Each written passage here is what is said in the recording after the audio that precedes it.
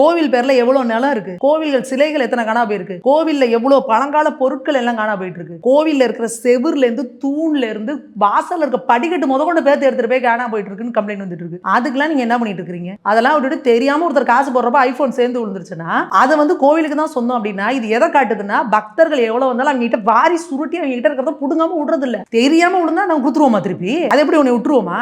வாரி சுருட்டி எல்லாத்தையும் வலிச்சு பிடிக்கிட்டு தான் விடுவோங்களா? ஓடிப்போம். அது அடுத்ததுமே கவனமா இருக்கணும். கையில இருந்து மோதிரம் ஏதாவது கண்டு விழுந்துருச்சு, இல்லை ஏதோ வாட்ச் பிரேஸ்லெட் எது கண்டு விழுந்துருச்சு, இல்லை அந்த விவேக் படத்தில் வர மாதிரி பிள்ளைகளே உண்டியலில் போட்டிங்க, புள்ள கையில் கொடுத்து உண்டியலில் போட்டிங்கன்னு வச்சுக்கோங்க, புள்ள போய் உண்டியலில் விழுந்துருச்சுன்னா அந்த புள்ளைய கோவிலே வளர்த்து ஆளாக்கி இவங்களே பண்ணிடுவாங்க. இவங்க கோயிலுக்குன்னு விடுற மாட்டுக்கு, கோயில் மாட்டுக்கு சோறு தீவனம் வைக்கிறது கிடையாது, அதை பக்தர்களே போய் வாங்கி கொடுத்தா தான் உண்டு.